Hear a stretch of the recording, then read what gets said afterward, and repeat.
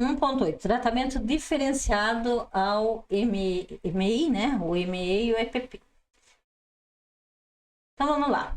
O microempreendedor individual, o MEI, ele está dispensado de elaborar o PGR, né? Nós já falamos isso aí lá atrás, ele, né? Quando a gente estava falando aí sobre a contratada e a contratante. Então ele está dispensado do PGR, mas ele não está dispensado de fazer o inventário de risco dele, tá? Ele tem que fazer, existem lá as fichas, né? Que são disponibilizadas lá no .gov, onde mostra, né?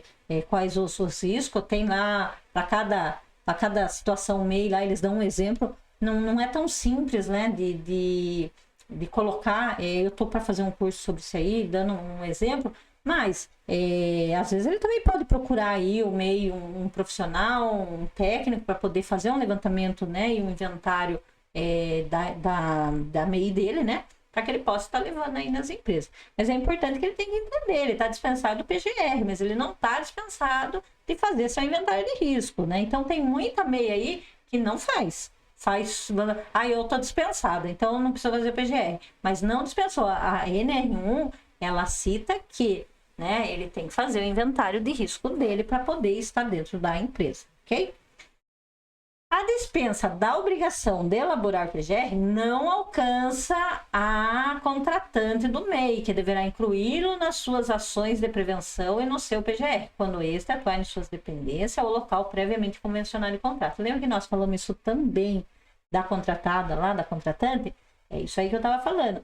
Então, o MEI, quando a empresa contrata esse PJ MEI para ir desenvolver um trabalho dentro da empresa dele, ele tem que levar o inventário de risco dele e a empresa tem que cobrar esse inventário também e para ele estar lá dentro, para ver qual é o risco da MEI dele, né? E automaticamente também inventariar ele no PGR dela o que ele tem que fazer. Então vamos lá, eu tenho aquele contratado que é o MEI, um PJ, que está dentro da minha empresa todo dia, então eu já coloco ele no meu programa, tá? Eu vou colocar ele, eu vou incluir ele no meu programa. Mas eu tenho aquele que ele é esporádico, né? Eu chamo ele para fazer um serviço de eletricidade, eu chamo ele para fazer um serviço de jardinagem, eu não vou incluir ele no meu PGR, mas eu tenho que ter também ações de prevenção no meu PGR, que também já no meu programa, que vai analisar também se eu vou precisar desse serviço, eu tenho que já também que ter uma ação, o que eu tenho que fazer, né, com esse trabalhador que vai entrar na minha dependência. O que a ANR ela quer é que seja CLT ou seja pela porta que entrar na empresa, que essa pessoa ela tem a obrigação dela, mas a empresa também tem que assistir, né? Ele também tem que ter um treinamento, ele também tem que saber os riscos da empresa, ele também tem que saber o que ele vai fazer lá, os EPIs que ele tem que usar, então isso é muito importante, tá? Então serão expedidas pela Secretaria Especial de Previdência e Trabalho as fichas com orientações sobre as medidas de prevenção a serem adotadas pelo MEI, aí, o que eu acabei de falar. Então, essas fichas estão lá, né? Tem as orientações, só que, é claro, ela é de tão fácil entendimento aí para quem não é técnico, né? Não é da área. Por quê? Porque lá eles colocam todos os possíveis riscos, né? E nem sempre você vai ter tudo aquilo. Então, você tem que saber filtrar ali qual é o risco de fato, né? Daquele MEI. Então, por isso que isso daí, né, conforme foi, eu vou fazer um curso mais direcionado para poder estar explicando isso aí, porque às vezes a pessoa sai pegando a ficha ali e põe tudo aquele risco, né, no inventário dela e ela não tem tudo aquele risco, entendeu? Então, tem que tomar esse cuidado.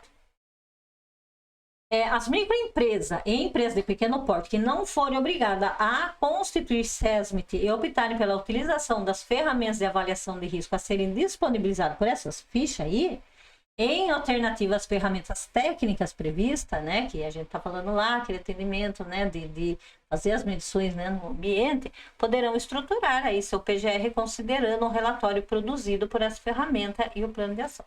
Então, veja só, vamos prestar bem atenção. Então, microempresa, né, é uma ME, ela é de pequeno porte, tá? Ela não tem SESMIT lá pela NR4, ela não precisa ter um tag de segurança, ela não tem SESMIT, ela não tem essa obrigação.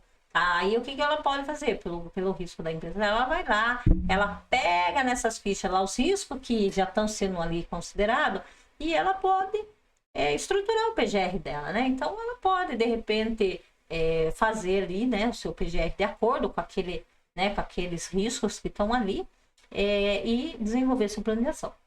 Veja, mais uma vez eu vou falar, é fácil para quem é da área entender, né, o que está escrito ali, mas eu acho que, pelo que eu observei, quem não é da área, às vezes tem uma certa, né, teria uma certa dificuldade.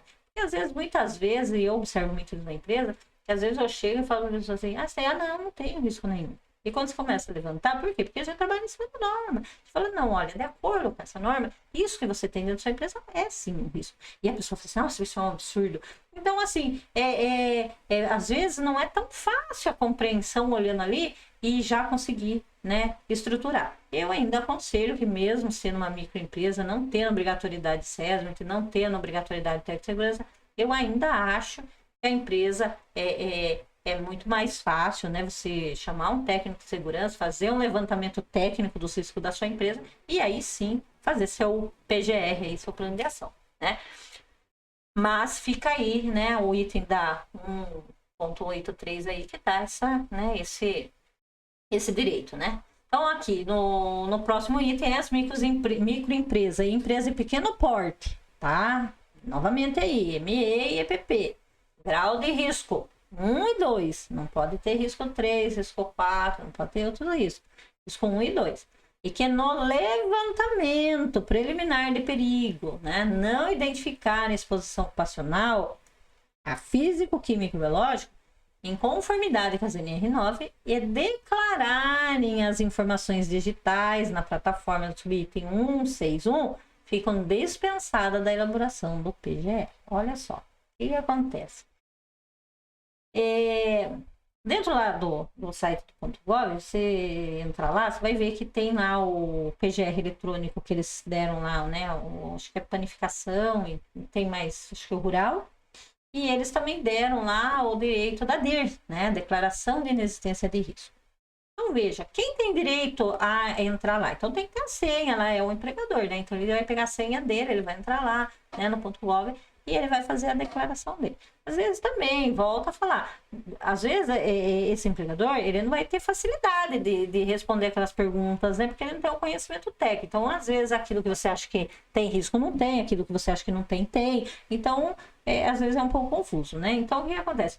Mas, o que eu indico, né? Também é a mesma coisa. Se você contrata aí um técnico de segurança, ele faz um levantamento técnico aí na sua empresa. Então, a primeira coisa que você vai observar, minha empresa é ME, minha empresa é EPP. Minha empresa é grau de risco 1 e 2, como eu vejo isso, grau de risco 1 e 2? Eu vou lá na NR4, eu pego meu KNAI, tá? É todos os KNAIs, tá? Não é só o preponderante, se você tem que ter todos os seus KNAIs, tem que estar enquadrado em grau de risco 1 e 2. Aí você pega seu KNAI, vai lá na NR4, vê lá o seu KNAI, e você vai ver qual é o grau de risco da sua empresa. Então, ela pode ser 1, 2, 3 ou 4. Então, se a sua empresa, quando você olha lá, então, você já é ME, EPP, e você olha lá e você vê que você é grau de risco 1 e 2, o que acontece? Aí, e você, nesse levantamento, vamos dizer que você chamou um técnico, ele fez um levantamento da sua empresa e ele coloca lá para você, olha, de fato, a sua empresa não tem risco físico, não tem risco químico, não tem risco biológico. Então, essa pessoa, ela já fez ali para você um relatório. Ela fez um levantamento técnico, o conhecimento dela, né, de acordo com as normas, e ela te dá essa avaliação. Aí o que você faz? Você pega essa avaliação, que eu acho que até acaba sendo mais prudente, você pega essa avaliação, né, entra lá nessa situação e você declara, né, lá é a declaração. Então você vai colocar seu CNPJ, você vai entrar lá e você vai responder. E você responde de acordo com esse relatório que você tem, não vai ter erro. E quando você responde, você declara que você não tem esse risco físico e biológico, ou seja, eles vão emitir para você essa declaração de inexistência de risco. Então, quando você tem essa declaração, você fica dispensado do PGR.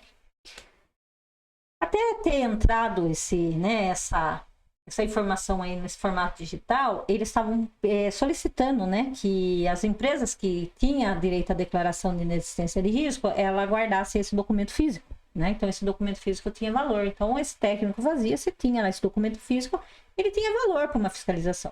Hoje, como saiu as informações aí que você pode declarar de forma digital, aquele físico não tem mais valor. Então, o que você tem que fazer? Você tem que pegar aquele físico e fazer isso que eu te falei. Você vai fazer essa declaração, né? Você está declarando lá dentro, né, desse .gov lá, e aí vai emitir para você o seu relatório. tá? E você fica dispensado do seu PGR.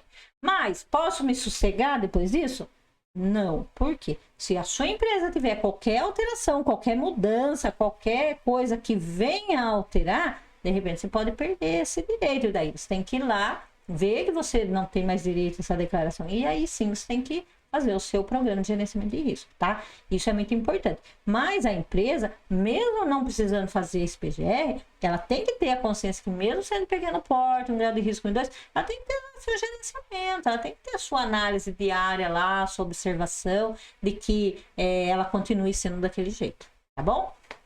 Aí vem aqui esse item 161, as organizações devem prestar informações de segurança no saúde do trabalhador em formato digital. Tá? Então, esse modelo foi aprovado, ele já está em vigor, ele está lá e ele tem lá, ele é colocado como DIR, né? Declaração de Inexistência de Risco. Então, é importante ir lá e tá verificando, né?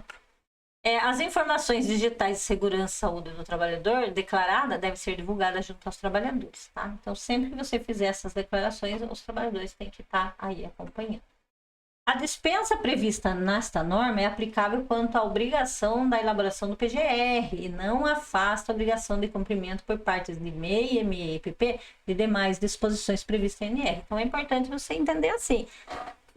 Existem várias normas dentro, né, que a gente, né, também tem que atender. Às vezes, ao PGR você não tem obrigação, mas você tem que cumprir o resto, né? Então, se você tem lá um trabalho de eletricidade, tem que tomar cuidado aí com o NR10 e demais também disposições previstas aí. Então, é importante sempre estar observando todas as NRs dentro da função, ok? O MEI, ME e PP, grau de risco 1 e 2, que é declararem as informações digitais na forma de subitem e não identificar a exposição ocupacional ao físico, químico e biológico, né? E relacionados a fatores ergonômicos, também fica dispensado do PCMSO. Então, veja só, se você ficou lá, você não tinha risco físico, químico ou biológico, você fez a declaração, você fez lá tudo certinho, você não tem a obrigatoriedade do PGR. Mas o PCMSO é um outro documento, ele é o documento que vai dizer aí a partir do exame. Para você não precisar fazer a elaboração dele, dentro desses riscos do seu levantamento, você também tem que estar isento de risco ergonômico. Se a sua empresa não tiver o físico, químico, né, e o biológico, mas tiver ergonômico, o PCMSO você vai fazer. Ah, não tem o ergonômico. Também esse técnico que fez lá o levantamento técnico para você, ele também fez lá, né, o relatório dizendo que a parte de ergonomia também não tem lá um risco, ou seja, ele também vai dar o nome dele, ele vai assinar e você vai ficar isento aí do PCMSO. Mas, como diz aí o item seguinte, a empresa não desobriga de fazer os exames, tá? Então, todo funcionário tem lá o exame para fazer, ele vai continuar indo na medicina ocupacional e fazendo lá o exame admissional, periódico, de saúde, e levar para a empresa aí a ASO, tá? Então, essa ASO, ela não está dispensada, ok? O grau de risco 1 e 2 mencionado nesse subitens aí, do 184 e o 186, são previstos na norma regulamentadora 4, como eu falei, né? Que é o Serviço Especializado em Engenharia de Segurança e Medicina do Trabalho, o SESMIT. E o empregador é responsável pela prestação das informações previstas nesse subitem. Então, por isso que eu falo, às vezes o empregador ele não tem um conhecimento técnico. Então, chamar aí um técnico de segurança, faz o levantamento, pega esse relatório, entra lá no .gov, faz sua declaração e fica aí tudo de acordo, ok? E no módulo 8, né, vamos finalizar aí com as disposições finais e um breve, né, relato aí sobre o anexo 1 e 2 da NR1. Então, vamos lá. Disposições finais, né? O não cumprimento das disposições legais e regulamentadoras sobre segurança do trabalho acarretará a aplicação das penalidades previstas na legislação. Os casos omissos verificados e cumpridos no cumprimento das normas serão decididos pela secretaria, né? E ouvido aí a subsecretaria aí do trabalho. O que acontece? Isso que é muito importante, né? A gente tem visto aí o pessoal, até por conta do E-Social, tá fazendo aí os PGR e ninguém cumpre o que está escrito lá, né? No seu plano de ação. A empresa não está cumprindo, não está fazendo gerenciamento de risco ocupacional. Então, isso é muito importante, né? O importante é que o não cumprimento das disposições está lá, lá todas, né, os itens dela, né, a empresa fica, né, às vezes aí correndo risco, né? Então é muito importante na NR1, ela veio para não ser um documento estático como era aí o PPRA, ela veio para ser um documento dinâmico, ela veio aí para ter uma gestão de segurança, ela veio aí dando diretriz e um respaldo para se fazer aí né, o seu PGR, o seu programa, mas aquele documento é dinâmico, dia a dia, né, dando aí sua apresentação sobre todos os outros documentos que você tem que interagir, né, e colocando aí, né, que tem que ser feito aí esse cumprimento, né, que pode aí ocasionar aí situações aí complicadas aí para a empresa, ok? O anexo 1, né, da NR1, ela fala mais assim os termos, tá? Eu coloquei aqui 2 exemplos só para poder ter uma ideia, mas se você, né, tem a curiosidade, você olhando lá no anexo 1, você vai ver todos os termos que ela usou, né, na NR, o significado, né? Então vem aí, né? Eu coloquei só 2 termos aí para a pessoa ter uma ideia aí, né? Então, agente biológico, micro-organismo, parasita, materiais originado. Então, aí vem dizendo o que é esse termo, o que significa, né? Qual a definição dele. E um agente físico, aí, qualquer forma de energia que, em função de sua natureza, intensidade e exposição, é capaz de causar lesão, agrava a saúde do trabalhador. Dá o exemplo aí do ruído, vibração, pressões anormais. Então, veja só, o anexo 1, ela vai colocar lá todos os termos que tem, né, dentro da norma, que são relevantes, e o que é o significado dele, tá? Então, é praticamente isso. E o anexo 2 é aquilo que nós já falei, né? Já entrei na parte lá lá atrás, onde fala sobre diretrizes e requisitos mínimos para a utilização na modalidade de ensino à distância semipresencial. Então, isso aqui também é o anexo 2, não vamos adentrar nele. Mas é muito importante que na modalidade à distância se cumpra esse anexo, né? Caso contrário, se não cumprir esse anexo, treinamento presencial. E muito também importante, a gente vê aí que as empresas estão fazendo os PGR, vem lá no plano de ação os treinamentos que a empresa tem que dar. Então, muitas empresas estão fazendo PGR apenas para poder fazer aí o cumprimento do E-Social e está esquecendo aí o gerenciamento dentro da empresa, está esquecendo de fazer os treinamentos dentro da empresa e estão aí preocupados só em alimentar aquela parte lá que pede ali do E-Social, e a gente sabe aí que o E-Social ele veio, apesar de estar fazendo a inclusão aí do 2240 por conta do PPP, né, mas há um cruzamento de informação e consequentemente aí o Ministério do Trabalho também vai começar aí sua forma aí de encontrar aí se as empresas estão fazendo exatamente aí um gerenciamento de risco ocupacional. Tá? Aqui eu venho agradecer a todos aí, eu espero que esse curso aí dê uma ajuda aí nesse entendimento, às vezes ler a norma e a prática, né, dentro da empresa, às vezes é um pouco difícil, né, então eu venho aí tentando ajudar que esse curso consiga aí dar uma diretriz, né, com esses exemplos, aí, exemplificações que eu fui colocando e espero aí ter contribuído de alguma forma, tá bom? Até mais, até o próximo curso. Tchau, tchau.